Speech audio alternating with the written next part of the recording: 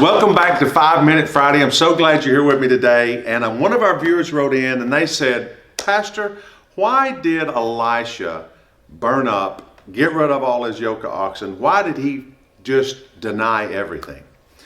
Well, you know, sometimes we have to make a decision in our life, first of all, that we're never going back. That we're never going back. You know, if he would have put his oxen in somebody else's stable and said, can you tend these for me for maybe a couple of months? Keep them, you know, fresh water, fresh hay. Can you put all my stuff up? He went and rented a storage building, come on somebody, and put all this stuff in the storage building and stored it and kept it. If he'd have told his family he was just going on a vacation, I may be back, I may not. You know, as long as you have an access point to go back, there's a great possibility that the enemy will use that against you. But Elisha said, you know what? I'm not going back. I'm not going to need these oxen. I'm not going to need these implements. I'm not going to need any of the stuff that I previously had in this last season. Where I'm going, I've got to leave everything behind.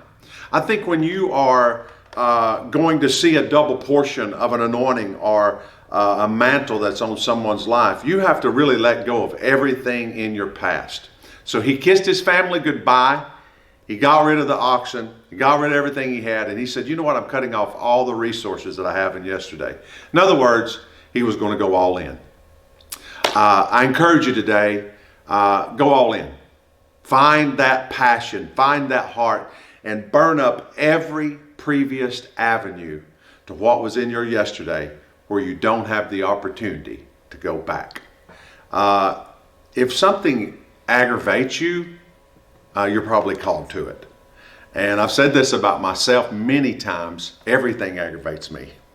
So I must be called to everything. That's why they call me bishop or pastor. But anyway, passion, I think it touches you in the, it's not just in your mind.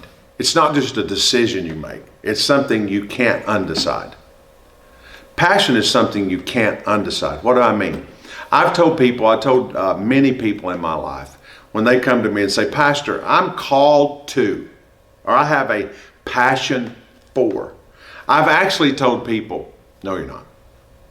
You're not called. I mean, literally, I told someone that here about 1.5 years ago, and it took them 1.5 years to come back to me and say, you know what, Pastor, you're wrong.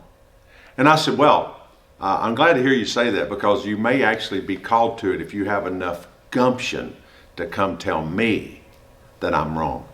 You may actually be called. So one thing about passionate people is they can't be talked out of what's in their heart. In other words, if you can do anything else and live, go do it.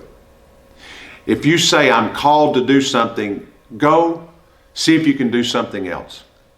Go see if you can do something else. See if you can run from it. See if you can get away from it. Because if you can't get away from it, it's your passion. All right. Thank you for asking questions today. Love y'all.